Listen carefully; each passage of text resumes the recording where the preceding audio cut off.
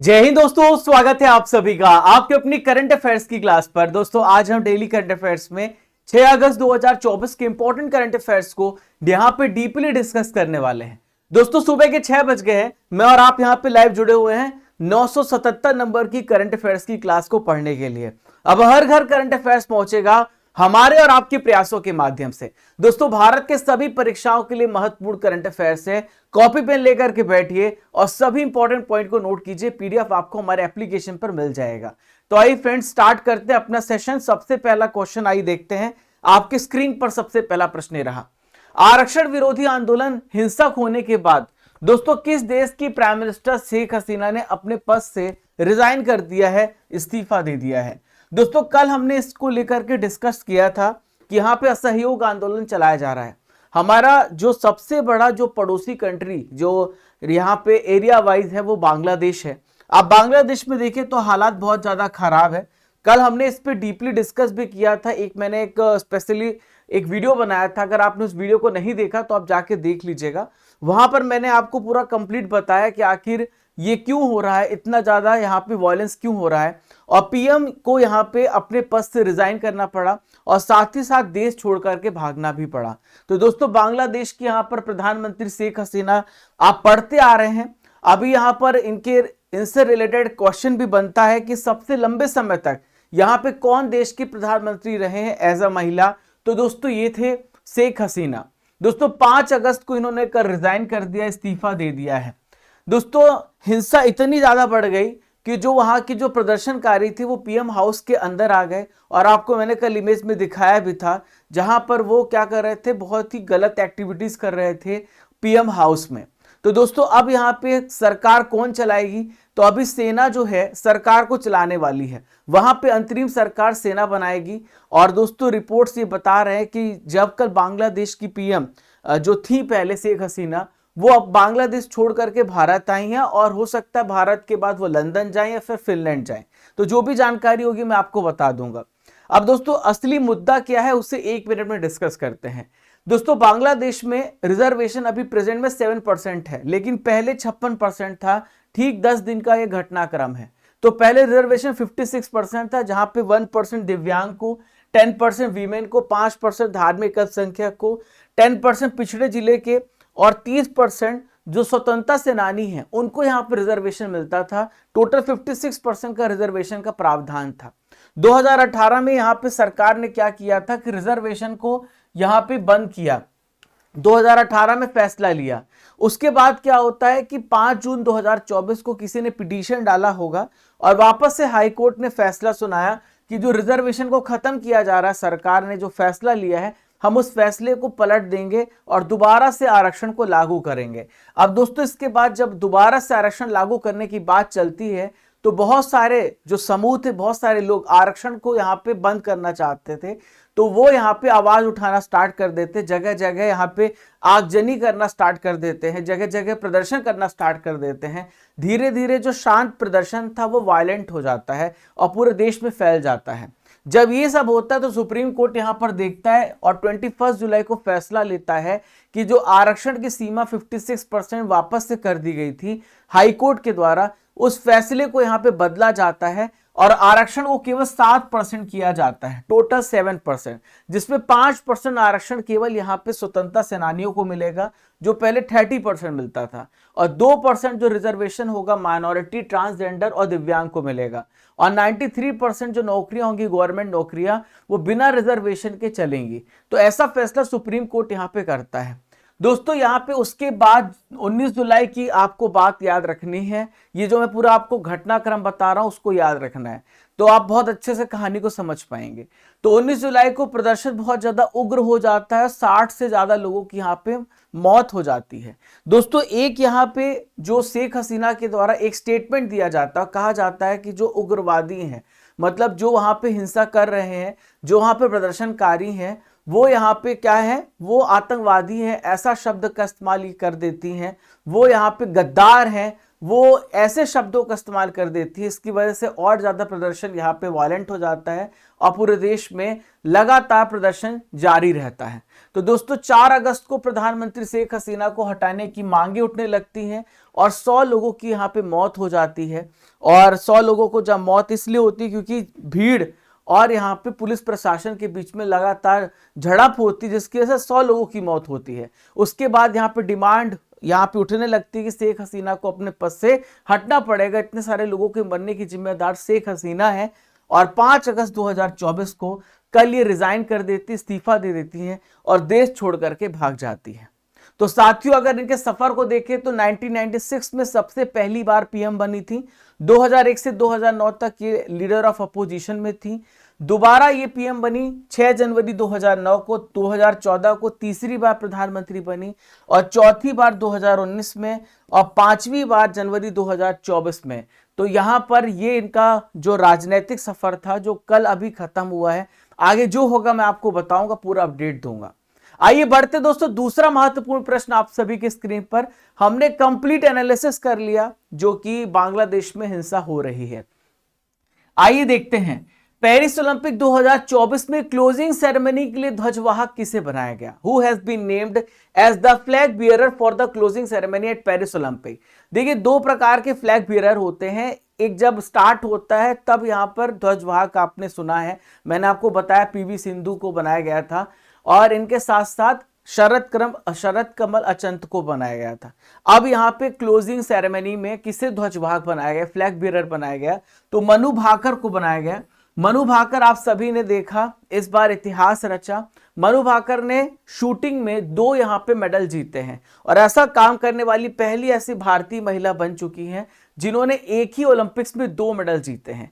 ये कारनामा तो पीवी सिंधु ने भी किया है, लेकिन अलग अलग ओलंपिक्स में इन्होंने भारत को 2 मेडल दिलाए हैं, जो कि बैडमिंटन प्लेयर हैं।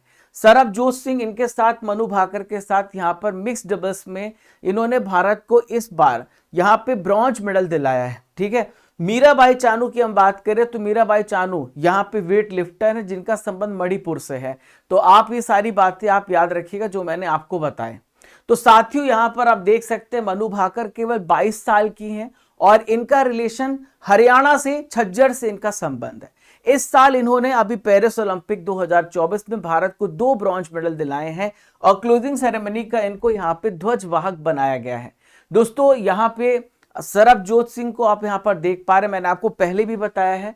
इंडिविजुअल कैटेगरी में पहले इन्होंने ब्रॉन्ज मेडल जीता 10 मीटर एयर पिस्टल में और फिर मिक्स्ड इवेंट जब हुआ तो सरबजोत के साथ यहाँ पर इन्होंने ब्रॉन्ज मेडल जीता है। 2 मेडल जीतने वाली इस बार ये पहली महिला बन गई हैं। जो तीसरा मेडल भारत का आया है ये कांस्य पदक था, स्वप्निल कुसाले ने भारत को दिलाया है और पुरुषों की 50 मीटर राइफल 3 पोजीशन में। तो अब तक भारत का प्रदर्शन बहुत ही अच्छा नहीं रहा है, लगभग कल मैंने देखा था तो भारत की पोजीशन 60 या 57 थी, ये यहाँ पे चेंज होती रहती है। तो दोस्तों भारत ने टोटल अब तक केवल 3 ही मेडल जीते हैं, वो 3 कांस्य पदक हैं। ठीक है दोस्तों, इस बार 2024 के ओलंपिक में टोटल 117 एथलीट भेजे गए थे और यहाँ पर जो आप देख सकते हैं ये टेबल टेनिस खिलाड़ी हैं शरद कमल, इनके साथ बैडमिंटन खिलाड़ी पीवी सिंधु को आप देख पा रहे हैं। तो ये दोनों ध्वजवाहक बने थे जब ओपनिंग सेरेमनी थी। ठीक है, तो आपको मैंने पूरा अपडेट आपको दे दिया है। आइए बढ़ते दोस्तों तीसरे महत्वपूर्ण प्रश्न की तरफ जो आपसे पूछा जा रहा है। दोस्तों 5 से लेकर 10 अगस्त 2024 में राष्ट्रपति द्रौपदी मुर्मू किस देश की यात्रा पर हैं। तो दोस्तों प्रेसिडेंट द्रौपदी मुर्मू जो है 5 से लेकर 10 अगस्त तक किन किन देश की यात्रा पर जाएंगी, तो इसका राइट आंसर हो जाएगा न्यूजीलैंड, फिजी और तिमोर लेस्ते। तो तीनों इसका सही आंसर हो जाएगा, आपको याद रखना है। All of the above is the right answer. तो 5 से लेकर 10 अगस्त तक 3 देशों की ऑफिशियल यात्रा पर हमारे देश के राष्ट्रपति जा रहे हैं। सबसे पहले शुरुआत इनकी फिजी से होगी, फिजी के बाद ये न्यूजीलैंड जाएंगी और लास्ट में तिमोर लेस्ते ये पहुंचेंगी। दोस्तों यहां पर आइए जानते हैं कि ये सारी जो डिटेल्स है मैं आपको पूरा समझाता हूं कि तो पहली बार ऐसा हो रहा है कि कोई भारत की राष्ट्रपति फिजी और तिमोर लेस्ते का दौरा करेंगे। तो यहां पर आइए देखते हैं, सबसे पहले जो फिजी जाएंगी तो फिजी में इनका कार्यक्रम यह है कि फिजी का जो पार्लियामेंट है वो यहाँ पे एड्रेस करेंगी, संबोधित करेंगी फिजी में जब सबसे पहले जाएंगी। फिजी के जो राष्ट्रपति हैं इनका नाम है रातू विलियामे काटोनिवेरे और यहाँ के प्राइम मिनिस्टर है सितिविनी राबुका। ये उनसे यहाँ पे मीटिंग करेंगी, मुलाकात करेंगी और फिर उसके बाद ये 8 और 9 अगस्त को कहाँ पे जाएंगी, न्यूजीलैंड के दौरे पे पहुंचेंगी। तो पहले फिजी फिर न्यूजीलैंड। और दोस्तों न्यूजीलैंड यहाँ पर इसकी कैपिटल वेलिंगटन है। यहाँ पर होने वाला इंटरनेशनल एजुकेशन कॉन्फ्रेंस, अंतरराष्ट्रीय शिक्षा सम्मेलन होने वाला है, ये इसको वहां पे एड्रेस करेंगी न्यूजीलैंड में। तो दोस्तों इसके बाद फिर आखिरी में तिमोर लेस्ते जाएंगी। 2002 में इंडोनेशिया से आजादी मिलने के बाद पहली बार देश का कोई प्रेसिडेंट तिमोर लेस्ते के द्वारा यहाँ पे करने वाला है और तिमोर लेस्ते में यहाँ पे एक दूतावास खोलेंगी, ऐसा इसकी घोषणा किया जाएगा, जल्द ही इसकी घोषणा की जाएगी। अब आइए आपको मैं सारी लोकेशन दिखा देता हूं। सबसे पहले फिजी दिखाऊंगा, फिर मैं आपको न्यूजीलैंड दिखाऊंगा, फिर मैं आपको तिमोर लेस्ते दिखाऊंगा। तो प्रशांत महासागर में आपको फिजी यहाँ पे आइलैंड कंट्री देखने को मिलेगा। यह है एक आइलैंड कंट्री है, यह एक द्वीपीय देश है, ठीक है। तो आप यहाँ पर देख सकते हैं यह एक द्वीपीय देश है प्रशांत महासागर में, साउथ पैसिफिक ओशन में। इसकी कैपिटल सुवा है। राष्ट्रपति प्रधानमंत्री मैंने आपको पहले ही बताए हैं, जहां पे ये मुलाकात करने वाली हैं, मैं आपको बताया था इन दोनों से मुलाकात करेंगी और करेंसी है इसकी फिजी डॉलर, ठीक है। इसके बाद हम न्यूजीलैंड की बात करते तो ऑस्ट्रेलिया का मैप आपके दिमाग में पिक्चर्ड होगा। तो ऑस्ट्रेलिया बहुत ही साउथ में है, पूरे वर्ल्ड मैप में आप जब देखते हैं तो ऑस्ट्रेलिया के आप साउथ ईस्ट में देखेंगे तो न्यूजीलैंड है, ठीक है। ये प्रशांत महासागर में है, ये फिजी है। तो फिजी के ठीक नीचे आपको न्यूजीलैंड देखने को मिल रहा है, ठीक है। चलिए तो दोस्तों इसकी कैपिटल वेलिंगटन है। क्रिस्टोफर लक्सन वर्तमान में इसके प्राइम मिनिस्टर है। इसकी करेंसी है न्यूजीलैंड डॉलर, ठीक है। लास्ट में हम बात करेंगे तिमोर लेस्ते की। तो तिमोर लेस्ते का लोकेशन देखते हैं। तो आप यहाँ पे ऑस्ट्रेलिया का मैप तो आपके दिमाग में पिक्चर्ड है, यहाँ पे फिजी है, यहाँ पे न्यूजीलैंड है और यहाँ पे तिमोर लेस्ते ऑस्ट्रेलिया के ऊपर आपको देखने को मिलेगा, नॉर्थ में देखने को मिलेगा। तो इसकी कैपिटल दिल्ली है, इसकी करेंसी अमेरिकन डॉलर है और यहाँ के राष्ट्रपति है जोस रामोस होर्टा। यहाँ के प्राइम मिनिस्टर है राला जनाना गुस्माओ। तो ये सारी इंपॉर्टेंट डिटेल्स हमने आपको तीनों कंट्रीज की बता दी हैं। आइए बढ़ते दोस्तों चौथे महत्वपूर्ण प्रश्न की तरफ जो आपकी स्क्रीन पर दिख रहा है। चंडीगढ़ में ई साक्ष्य, न्याय सेतु, न्याय श्रुति और ई समन एप्लीकेशन किस मंत्रालय ने लॉन्च किया है? Which ministry has launched e-evidence, Nyaya Setu, Nyaya Shruti and e summons application in Chandigarh? तो दोस्तों भारत के जो गृह मंत्रालय है, भारत के जो गृह मंत्री अमित शाह, इनके द्वारा यहाँ पे इस एप्लीकेशन को लॉन्च किया गया है। तो आइए जानते हैं इस एप्लीकेशन का यूज क्या होने वाला है, आखिर इसे क्यों लॉन्च किया गया है, आइए जानते हैं। तो साथियों यहाँ पर आप देख सकते हैं इसकी लॉन्चिंग की जा रही है, डेट यहाँ पर डली हुई है 4 अगस्त को। तो अमित शाह जी यहाँ पर आपको देख सकते हैं, अमित शाह यहाँ पर देख रहे हैं। तो ये लॉन्च किया गया है, क्या कारण है, चारों एप्लीकेशन को क्यों लॉन्च किया जा रहा है? तो दोस्तों आपको पता है कि 1 जुलाई से 3 नए कानून लागू किए गए हैं, बीएनएस, बीएनएसएस और बीएसए। तो यहां पर इन तीनों कानूनों के बारे में आपको जानकारी चाहिए। इन तीनों कानूनों को हम यहां पे बहुत ही ठीक तरीके से अगर हमें लागू कराना है तो इसके लिए हमने यहाँ पे इस एप्लीकेशन को लॉन्च किया है, ई साक्ष्य, ई समन, न्याय सेतु और न्याय श्रुति एप्लीकेशन। और दोस्तों कहां पे लॉन्च किया है? चंडीगढ़ में यहाँ पे 3 नए आपराधिक कानूनों को लागू करने के लिए इसकी लॉन्चिंग की गई है, ठीक है। लोकेशन भी आपको पता चल गई। अब दोस्तों सबसे पहले हम ये बात करते हैं कि ये ई साक्ष्य क्या है। देखिए ई साक्ष्य नाम से स्पष्ट है दोस्तों, होता क्या है कि जो एविडेंसेस होते हैं तो वो क्या होते हैं, इसकी आप जो है आप वीडियोग्राफी, फोटोग्राफी या जो भी गवाही होगी वो ई एविडेंस सर्वर पर सेव की जाएगी। जो गवाही की जाती है ना, आप पुलिस थाना जाते हैं, आप कोर्ट जाते हैं तो आपकी गवाही होती है, तो जो भी वीडियोग्राफी, फोटोग्राफी होगी सब ऑनलाइन सेव रहेगा। तो ये है ई एविडेंस सर्वर पर सेव किया जाएगा। अब दोस्तों बात करते ई समन क्या है। तो दोस्तों जितने भी साक्ष्य है, जितने भी एविडेंस है वो इलेक्ट्रॉनिक रूप से कोर्ट से पुलिस स्टेशन भेजे जाएंगे और व्यक्तियों को समन भेजा जाता है। तो अभी आपने देखा होगा कि पोस्ट मास्टर आते हैं, कोई व्यक्ति आता है और आपको समन यहाँ पर देता है। तो दोस्तों यहाँ पर समन ना दिया जा करके ऑफलाइन आपको इलेक्ट्रॉनिकली भेजा जाएगा। तो समन जो होगा आपको यहाँ पे इलेक्ट्रॉनिक माध्यम से, ई समन के माध्यम से भेजा जाएगा। अब दोस्तों न्याय सेतु तीसरा यहाँ पर आपको मैंने बताया। तो न्याय सेतु में क्या होगा कि पुलिस, मेडिकल, फॉरेंसिक और यहाँ पे जेल आपस में जुड़े रहेंगे, ठीक है, तो यह आपस में इंटरकनेक्टेड रहेंगे न्याय सेतु की मदद से, ठीक है, यह भी ऑनलाइन ही सब रहेगा। और चौथा है न्याय श्रुति, इसके माध्यम से जो न्यायालय होगा वो यहाँ पे कोर्ट क्या करेगा, वीडियो कॉन्फ्रेंसिंग के माध्यम से गवाहों की सुनवाई कर सकेगा। ये सारे एप्लीकेशन के फायदे हैं, पोर्टल के फायदे हैं जो मैंने आपको बताए। दोस्तों 1 जुलाई 2024 से भारत में 3 नए आपराधिक कानून लागू हुए हैं, तो इनको सुचारू रूप से लागू करने के लिए इसे लॉन्च किया गया है।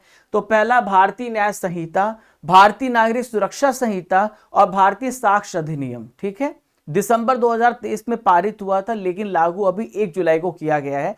और इसकी स्वीकृति पिछले साल ही 25 दिसंबर 2023 को मिल चुकी थी। और यहाँ पे राष्ट्रपति जी ने और संसद की मंजूरी यहाँ पे 21 दिसंबर 2023 को मिली थी और 25 दिसंबर को राष्ट्रपति की स्वीकृति मिली थी। ये तीनों कानून भारतीय दंड संहिता प्रक्रिया आईपीसी 1860, सीआरपीसी आपराधिक प्रक्रिया संहिता जैसे हम कहते हैं the code of criminal procedure 1973 और भारतीय साक्ष्य अधिनियम 1872, इन तीनों की जगह पर ये 3 नए कानून लगाए गए हैं, ठीक है। चलिए अब आइए देखते दोस्तों यहाँ पे स्टडी कर एप्लीकेशन के बारे में आपको इंपॉर्टेंट जानकारी देता हूं, जो नए स्टूडेंट्स हैं उनको यहाँ पे इंफॉर्मेशन दे रहा हूं। तो दोस्तों ये डेली करंट अफेयर्स आप यहाँ से पीडीएफ डाउनलोड करेंगे जो मैं आपको क्लास अभी में पढ़ा रहा हूँ, ठीक है। और दोस्तों यहाँ पे ई बुक्स में जब आप जाओगे तो आप मंथली करंट अफेयर्स हमने लॉन्च की हिंदी इंग्लिश दोनों मीडियम में। दोस्तों topic wise current affairs, marathon class, yearly और हाफ ईयरली पीडीएफ आपको यहीं पे मिल जाता है। जितने भी नए छात्र हैं उनके लिए जानकारी, पुराने छात्र जानते हैं। जीके जीएस की हिंदी इंग्लिश मीडियम में आपको पीडीएफ यहाँ पे मिलती है। पॉलिटी, हिस्ट्री, बायोलॉजी, साइंस की जितनी भी पीडीएफ है आपको यहाँ पे मिल जाती है। अब दोस्तों आप यहाँ पर एक देखो टेस्ट सीरीज दिखा है, तो टेस्ट सीरीज में जब आप देखोगे, आप जब यहाँ पे टेस्ट सीरीज में देखोगे तो आपको टेस्ट सीरीज में यहाँ पे डेली करंट अफेयर टेस्ट देखने को मिलेगा जो आप डेली टेस्ट दोगे। आप मंथली करंट अफेयर्स का भी टेस्ट दे सकते हो और मंथ वाइज नहीं देना चाहते तो मॉक टेस्ट भी दे सकते हो और आपकी डेली यहाँ पे रैंक भी आती है। तो साथियों यहाँ पे टेस्ट पास में आप जाओगे, टेस्ट पास में, तो टेस्ट पास में ये एक फायदा है कि 1 साल की वैलिडिटी के साथ भारत के जितने भी एग्जाम है सबकी आप प्रैक्टिस कर सकते हो। 3000 प्लस टेस्ट आपको यहाँ पे देखने को मिलेंगे। Railway, UGC, UP police, constable, CMAT, banking, जितने भी एग्जाम है, ठीक है। दोस्तों कल का रिजल्ट हमारे पास है 5 अगस्त का, जो डेली मैंने बताया आपका टेस्ट होता है। अनीता, फारूक, दीपाली, विकास कुमार, सुनील पाल, अमित कुमार, गौरंगा, सुमित यादव, दीपक, श्रीकांता, प्रमनिक। तो डेली आपके पास मौका है अपने आप को प्रूव करने का और अपने आप को फर्स्ट में रखने का, हेल्दी कंपटीशन रखना है, ठीक है। चलिए तो दोस्तों जुलाई मंथ की ई बुक आप देख सकते हैं हिंदी इंग्लिश दोनों मीडियम में। टॉप 150 एमसीक्यू है और 1 साल की ईयर बुक भी लॉन्च हुई है। अभी अगस्त की भी अपडेटेड लॉन्च हो जाएगी। टॉप 500 हिंदी इंग्लिश दोनों मीडियम में। Raja Gupta current affair telegram channel हमारा है, आप इसे ज्वाइन कर सकते हैं। Don't forget to subscribe, like, share and comment. Okay, आइए देखते दोस्तों आपके लिए यहाँ पे 3 प्रश्न है जिसका आंसर आप सभी को कमेंट बॉक्स पे देना है। तो पहला प्रश्न है, जर्मनी का एकीकरण कब हुआ है? भारत में अंग्रेजी शिक्षा की शुरुआत किसने की थी? सती प्रथा पर प्रतिबंध किसने लगाया था? इन तीनों क्वेश्चंस का आंसर आपको कमेंट बॉक्स पे देना है। आइए बढ़ते दोस्तों 5वां प्रश्न जो आज यहाँ पे होने वाला है, हिरोशिमा दिवस कब मनाया जाता है? आपसे पूछा जा रहा है। When is Hiroshima day celebrated? तो दोस्तों आज 6 अगस्त है और 6 अगस्त को दोस्तों हिरोशिमा दिवस मनाया जाता है। अब ये क्यों मनाया जाता है दोस्तों? 6 अगस्त को एक बॉम्ब गिराया गया था जापान में, 9 अगस्त को नागासाकी में बॉम्ब गिराया गया था। तो हिरोशिमा, नागासाकी वो दोनों जगह है जो कि जहां पे बॉम्ब गिराया गया, जिसकी वजह से हजारों लाखों की संख्या में लोगों की डेथ हो गई, बहुत सारे लोग घायल हुए, आज भी उससे यहाँ पे पीड़ित है। तो उस दिवस को यहाँ पे याद किया जाता है। दोस्तों 1 अगस्त को यहाँ पे वर्ल्ड लंग कैंसर डे मनाया जाता है, ये भी आप याद रखिएगा, मैंने आपको पढ़ाया था। वर्ल्ड लंग कैंसर डे यहाँ पे मनाया जाता है, ठीक है। 3 अगस्त को दोस्तों यहाँ पे ये हृदय जो प्रत्यारोपण होता है ना, हार्ट ट्रांसप्लांट डे मनाया जाता है, हार्ट ट्रांसप्लांट डे, ठीक है। हृदय प्रत्यारोपण दिवस मनाया जाता है, हार्ट ट्रांसप्लांट डे मनाया जाता है, ठीक है, याद रहेगा आपको। अब दोस्तों आप यहाँ पर वो तस्वीर देख पा रहे हैं जब अमेरिका के द्वारा यहाँ पे लिटिल बॉय को फेंका गया था। यह एक परमाणु बम था जिसकी वजह से बहुत ज्यादा तबाही हुई और ये 6 अगस्त 1945 को जब सेकेंड वर्ल्ड वॉर चल रहा था तब फेंका गया था और इस घटना की वजह से 90,000 लोगों की यहाँ पे डेथ हो गई, उन्हें मार दिया गया। दोस्तों 6 अगस्त को हिरोशिमा दिवस मनाया जाता है, आपको याद रखना है।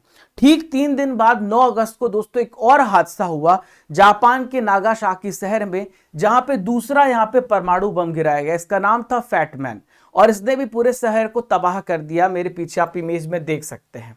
अब दोस्तों यहाँ पे आइए जानते कुछ और भी इंपॉर्टेंट डे जो अभी हाल ही में मनाए जाने हैं, तो आपको याद रखना है। तो वर्ल्ड बायोफ्यूल डे कब मनाया जाता है? तो फ्रेंड्स 10 अगस्त को मनाया जाता है। मेरे साथ आप सभी लिखेंगे भी और समझते भी जाएंगे। अंतरराष्ट्रीय शेर दिवस कब मनाया जाता है? तो 10 अगस्त को अंतरराष्ट्रीय शेर दिवस मनाया जाता है। ठीक है। अंतरराष्ट्रीय युवा दिवस कब मनाया जाता है? तो फ्रेंड्स ये 12 अगस्त को मनाया जाता है और राष्ट्रीय युवा दिवस 12 जनवरी को मनाया जाता है। ठीक है। विश्व हाथी दिवस कब मनाया जाता है? तो 12 अगस्त को विश्व हाथी दिवस मनाया जाता है। वर्ल्ड एलिफेंट डे मनाया जाता है, 12 अगस्त को मनाया जाता है। ठीक है। आइए देखते हैं दोस्तों क्वेश्चन नंबर 6 जो आप सभी के स्क्रीन पर दिख रहा है। भारत में हरित राष्ट्रीय राजमार्ग परियोजना के लिए किस बैंक ने सहयोग प्रदान किया है? Which bank has extended support for the green national highway project in India? तो दोस्तों यहाँ पे विश्व बैंक ने समर्थन किया है भारत के हरित जो परियोजना है, यहां पर वर्ल्ड बैंक के द्वारा इसको सहयोग मिलने वाला है। तो दोस्तों भारत और विश्व बैंक के बीच में यहां पे समझौता किया गया है। जितने भी नेशनल हाईवेज हैं, जितने भी बड़े बड़े प्रोजेक्ट्स हैं, उसके किनारे यहाँ पे पेड़ लगाए जाएंगे और वहां पे हरियाली को बरकरार किया जाएगा। तो दोस्तों गलियारा परियोजना स्टार्ट किया जा रहा है राष्ट्रीय राजमार्ग के द्वारा, हिमाचल प्रदेश में, राजस्थान में, यूपी में, आंध्र प्रदेश में। लगभग इसकी जो 781 किलोमीटर की लेंथ है, वहां पे हरित राष्ट्रीय राजमार्ग बनाए जाएंगे। आप देख पा रहे हो कि किस प्रकार से सड़कें बनाई गई हैं। हमें विकास तो करना है, लेकिन दोस्तों पर्यावरण को नुकसान नहीं पहुंचाए बिना, हमारी जो जीव जंतु उसको बिना नष्ट किए हम यहाँ पे विकास की ओर बढ़ेंगे, ताकि हमारी आर्थिक विकास भी हो और हमारे पर्यावरण को भी नुकसान ना हो। दोस्तों विश्व बैंक ने फैसला किया है कि $500 मिलियन का यहाँ पे लोन प्रोवाइड करेंगे भारत को, ताकि वो राष्ट्रीय राजमार्गों के किनारे ट्री लगा सके, झाड़ियां लगा सके, जिसकी वजह से एयर पोल्यूशन और दोस्तों नॉइस पोल्यूशन, धूल के प्रभाव को कम किया जा सकता है। ठीक है। अब दोस्तों वर्ल्ड बैंक की बात आई है, तो वर्ल्ड बैंक के बारे में हम यहाँ पे जान लेते हैं। दोस्तों वर्ल्ड बैंक की स्थापना 1944 में हुई है और दोस्तों मैं आपको बता दूं कि अंतरराष्ट्रीय पुनर्निर्माण और विकास बैंक को ही वर्ल्ड बैंक कहा जाता है। अभी विश्व बैंक के वर्तमान में जो अध्यक्ष हैं ये हैं अजय बांगा। क्या नाम इनका? अजय बांगा नाम है। दोस्तों यहाँ पे वर्ल्ड बैंक से रिलेटेड करंट अफेयर्स को डिस्कस करते हैं। तो साथियों फाइनेंशियल ईयर 2025 का जो विकास अनुमान लगाया गया वर्ल्ड बैंक के द्वारा, और ये कहा है 6.6% की दर से भारत यहाँ पे आगे बढ़ने वाला है। दोस्तों अगर आपसे पूछा जाए कौन से ऐसे व्यक्ति हैं जो विश्व बैंक में आर्थिक सलाहकार पैनल में अपॉइंट किए गए हैं, तो इनका क्या नाम है? तो दोस्तों इनका नाम है राकेश मोहन। क्या नाम है इनका? राकेश मोहन नाम है। दोस्तों आज की नॉलेज की फैक्ट्री में मैं आपको प्रमुख मंदिर और उनके निर्माणकर्ताओं के बारे में बताऊंगा जो आपसे पूछा जाएगा। तो पुरी का जगन्नाथ मंदिर आपने सुना है, इसे किसने बनाया है? अनंत वर्मन चोडगंग ने बनाया है। जो कोणार्क का सूर्य मंदिर है दोस्तों, इसे किसने बनाया है? नरसिंह देव प्रथम ने बनाया है। कंदरिया महादेव का मंदिर ये धंगदेल चंदेल ने बनाया, खजुराहो में आपको देखने को मिलेगा। कैलाश मंदिर जो कि एलोरा के नाम से आप जानते हैं, कृष्ण प्रथम ने बनाया है। एलिफेंट की जो गुहा मंदिर है राजकूटो ने तैयार किया है। तट मंदिर ममल्लपुरम नरसिंह वर्मन सेकंड ने बनाया है और कैलाश मंदिर जो कि कांची में है इसे नरसिंह वर्मन द्वितीय ने बनाया। तो सारे इंपॉर्टेंट डिटेल्स आप याद रखें, एग्जाम में आपको स्टैटिक जीके देखने को मिलेंगे। आइए देखते हैं दोस्तों 7वां प्रश्न आपके स्क्रीन पर। 33वें पेरिस ओलंपिक में डाक विभाग के द्वारा जारी स्मारक डाक टिकट में किस खेल को दर्शाया गया है? Which sport is depicted in the commemorative postage stamp issued by the Department of Post on 33 Olympics Paris Olympic? तो दोस्तों अभी यहाँ पे डाक विभाग ने एक स्मारक डाक टिकट जारी किया है। इसमें आपको ये सारे स्पोर्ट्स देखने को मिलेंगे, भाला फेंक, फील्ड हॉकी, नौकायान, टेबल टेनिस, इन चारों गेम्स को यहाँ पे दिखाया गया है। आप यहाँ पर ये डाक टिकट देख सकते हैं जो यहाँ पे दर्शाए गए हैं। तो डाक विभाग ने अभी 4 स्मारक टिकट यहाँ पे जारी किए हैं ग्रीष्मकालीन ओलंपिक पर। ठीक है। और दोस्तों ये जो स्मारक डाक टिकट है, भारत के जो संचार मंत्री ज्योतिराज सिंधिया और भारत के जो खेल मंत्री हैं डॉक्टर मनसुख मंडाविया, इन दोनों ने मिलकर के संयुक्त रूप से इसे जारी किया है। ठीक है। तो इसमें चारों चीज आपको देखने को मिलेगी, भाला फेंक, फील्ड हॉकी, नौकायान और टेबल टेनिस। तो साथियों यहाँ पे भाला फेंक को क्यों यहाँ पे प्रदर्शित किया गया है, तो ये याद किया जा रहा है कि 2020 में टोक्यो ओलंपिक्स में भारत ने गोल्ड मेडल जीता था, नीरज चोपड़ा ने जिताया था भाला फेंक में 2020 में। इसके बाद हम बात करें तो अभी हमारा जो प्रदर्शन रहा है, हॉकी की टीमों ने बहुत ही बेहतरीन प्रदर्शन किया। भारत ने पूरे ओलंपिक्स में 8 गोल्ड मेडल, 1 सिल्वर मेडल और 3 ब्रॉन्ज मेडल जीते हैं। टोटल 12 मेडल भारतीय पुरुष हॉकी टीम ने जीते हैं। 2020 के टोक्यो ओलंपिक्स में भारत ने कांस्य पदक जीता था, 2020 में जीता था। अभी मैच होना है, देखते हैं भारत जीत पाता है कि नहीं। दोस्तों 1996 में अटलांटा ओलंपिक में पुरुष एकल में कांस्य पदक यहाँ पर लिएंडर पेस ने जीता था, जो कि टेनिस खिलाड़ी है, ये एकमात्र ऐसे भारतीय हैं। तो ये सारी चीजों को याद करते हुए यहाँ पे इसे जारी किया गया है। आइए देखते हैं दोस्तों 8वां प्रश्न आप सभी की स्क्रीन पर ये रहा। भारत डायनेमिक्स लिमिटेड के द्वारा कितनी एस्ट्रा MK1 मिसाइल का उत्पादन किया जाएगा? How many Astra MK1 missile will be produced by India Dynamics Limited? तो दोस्तों इंडिया डायनेमिक्स लिमिटेड जो है वेपन्स बनाती है और यहाँ पे फैसला किया गया है कि 200 एस्ट्रा MK1 मिसाइल का उत्पादन किया जाएगा। तो भारतीय वायुसेना सुखोई 30 MKI जो कि रशिया के द्वारा दिया गया है और यहाँ पे इंडिजिनियसली डेवलप किए गए बहुत सारे लड़ाकू विमान हैं, उसके लिए 200 अस्त्र मार्क 1 MK1 मिसाइलों का उत्पादन के लिए हरी झंडी यहाँ पे दी गई है। ये दुश्मनों के परखच्चे उड़ाने के लिए यहाँ पे स्वीकृति दी गई, अनुमति दी गई है। दोस्तों अस्त्र की अगर हम बात करें तो ये स्वदेशी हवा से हवा यानी एयर टू एयर मारने वाला यहाँ पे मिसाइल है। दोस्तों ये 30 MKI की मदद से LCA तेजस लड़ाकू विमान की मदद से भारतीय नौसेना के MiG-29 लड़ाकू विमान से दागा जाएगा। तो जो मिसाइल्स होती हैं दोस्तों, ये एयरक्राफ्ट है, आप यहां पर देख सकते हैं, तो ये ठीक उसके नीचे रखा जाता है, वहां से इसकी लॉन्चिंग की जाती है। ठीक है, इसकी क्षमता जो है दोस्तों 80 से 110 किलोमीटर है और इसकी जो स्पीड है 4.5 मैक है। क्लियर है? तो दोस्तों ये दुश्मनों के लड़ाकू विमान को टारगेट करेगा, हेलीकॉप्टर को टारगेट करेगा, ड्रोन को टारगेट करेगा, क्रूज मिसाइलों को टारगेट करेगा। दोस्तों बात यहां पे भारत डायनेमिक्स की कर लेते हैं। तो अब BDL आपने नाम सुना होगा, जो शेयर मार्केट में काम करते हैं उनको पता होगा कि BDL का स्टॉक्स काफी बड़ा है और डिफेंस का स्टॉक बहुत तेजी से बूस्ट हुआ है। तो 16 जुलाई 1970 को केंद्रीय रक्षा मंत्रालय के तहत इसकी स्थापना की गई है और यह जो हमारा गाइडेड मिसाइल प्रोजेक्ट है उसके तहत इसे यहाँ पे स्थापित किया गया है। इसकी 4 यहाँ पे निर्माण इकाइयां हैं, तेलंगाना के हैदराबाद में, भानूर में और इब्राहिमपट्टनम में और आंध्र प्रदेश के विशाखापट्टनम में इसकी डेवलपमेंट यूनिट्स बनाई गई हैं। और इसका हेडक्वार्टर कहां पर है? हैदराबाद तेलंगाना में इसका हेडक्वार्टर आपको देखने को मिलेगा। ठीक है दोस्तों, अब यहाँ पे बात मिसाइलों की आई है तो कुछ इंपॉर्टेंट करंट अफेयर्स को भी डिस्कस कर लेते हैं। हाल ही में रशिया ने भारत में मैंगो मिसाइल की मैन्युफैक्चरिंग के लिए काम शुरू किया है। तो मैंगो मैन्युफैक्चरिंग किसके द्वारा किया जा रहा है? रशिया के द्वारा। भारत में इसकी यहाँ पे मैन्युफैक्चरिंग हो रही है। हाल ही में DRDO ने फैसला किया है कि 27 जून 2024 को चांदीपुर ओडिशा में उन्होंने टेस्टिंग की और इसका नाम है हीट, जिसे हम कहते हैं high speed expendable aerial target अभ्यास का इन्होंने सफलतापूर्वक परीक्षण किया है। ठीक है, चलिए दोस्तों आइए देखते हैं। दोस्तों 9वां प्रश्न आप सभी के स्क्रीन पर ये रहा। हाल ही में न्यू दिल्ली में शीर्ष स्तरीय त्रिसेवा वित्तीय सम्मेलन की अध्यक्षता किसके द्वारा की गई है? Who has chaired the apex level of Tri-Services Financial Conference in New Delhi? तो दोस्तों भारत के जो CDS हैं, भारत के दूसरे CDS हैं, इनका नाम है अनिल चौहान। सबसे पहले CDS थे बिपिन रावत जो अब हमारे बीच में नहीं रहे। तमिलनाडु में उनका हेलीकॉप्टर क्रैश हो गया था, उनका निधन हो गया है। यहाँ पे अनिल चौहान जी ने यहाँ पे सम्मेलन की अध्यक्षता की है। तो 5 अगस्त को CDS अनिल चौहान जी ने शीर्ष स्तरीय त्रिसेवा वित्तीय सम्मेलन की अध्यक्षता की है। वित्तीय सम्मेलन का मतलब क्या है दोस्तों? आप सभी को पता है कि अगर इतने बड़ी आर्मी को चलाना है तो उनकी यहाँ पे रिक्वायरमेंट होगी कि वेपन्स को हमें खरीदना है और भी बहुत सारी चीजों को हमें यहाँ पे उनकी सिक्योरिटी के लिए काम करना है। तो हमें क्या करना चाहिए? हमें तालमेल बढ़ाना होता है। ठीक है, वित्तीय मामलों को लेकर के और किस प्रकार से हम उसका मैक्सिमम यूज कर सकते हैं।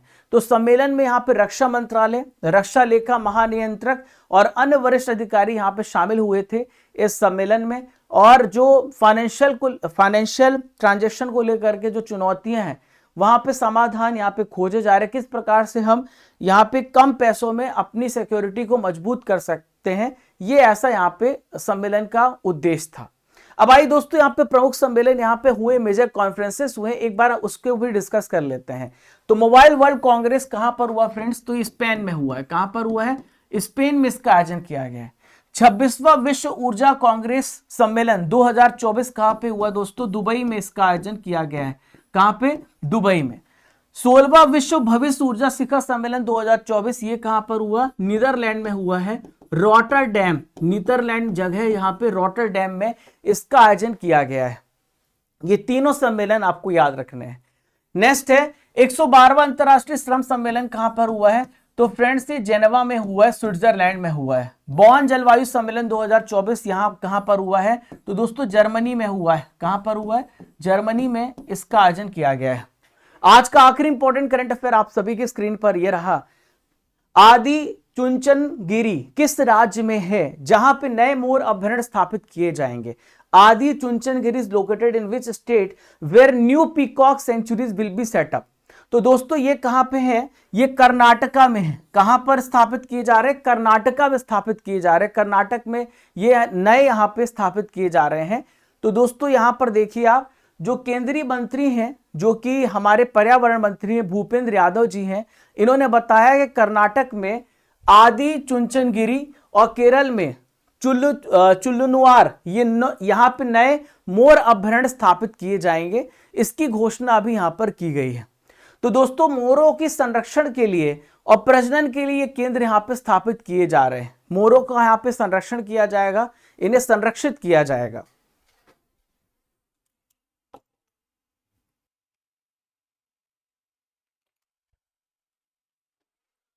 दोस्तों पिकॉक्स को यहां पे कंजर्व करने के लिए यहां पे आदि चुंचनगिरी में कर्नाटक में स्थापित किया गया, केरल में चुल्लनुआर में यहां पे मोर अभयारण्य स्थापित किए जा रहे हैं और यहां पे इनकी ब्रीडिंग सेंटर भी स्थापित की गई है। अभी देखिए दोस्तों भारतीय मोर को लेकर के बात करें तो इनकी संख्या काफी ज्यादा है, इसलिए आयुष्मान ने रेड लिस्ट में इनको कम चिंता की श्रेणी में रखा है। ठीक है दोस्तों, अगर हम बात करें तो आपको भरतपुर पक्षी अभयारण्य के बारे में याद रखना है, जो कि राजस्थान में, भारत का सबसे बड़ा पक्षी अभयारण्य भरतपुर पक्षी अभयारण्य जो कि राजस्थान में है, और ये 26 जनवरी 1963 को राष्ट्रीय पक्षी घोषित यहां पे किया गया था। पिकॉक को घोषित किया गया था 26 जनवरी 1963 को। ठीक है, अब दोस्तों यहां पे आपने 10 महत्वपूर्ण करंट अफेयर्स पूरे पढ़ लिए हैं। अब यहां पे RRR सेशन पर हम पहुंच गए हैं, जहां पर पुराने महीनों के करंट अफेयर्स का रिवीजन करेंगे, जुलाई 2024 के करंट अफेयर्स का रिवीजन करेंगे। आइए देखते हैं सबसे पहला क्वेश्चन, यूपीएससी कैंडिडेट की सहायता के लिए कौन सा पोर्टल अभी लॉन्च किया गया है? आप सभी जल्दी से कमेंट बॉक्स पे आंसर देना स्टार्ट कर दीजिए। तो दोस्तों इसका नाम है निर्माण पोर्टल। क्या नाम है इसका? निर्माण पोर्टल, आपको याद रखना है। आईसीसी T20 में नंबर 1 स्थान पाने वाले सबसे पहले भारतीय ऑलराउंडर कौन बने हैं?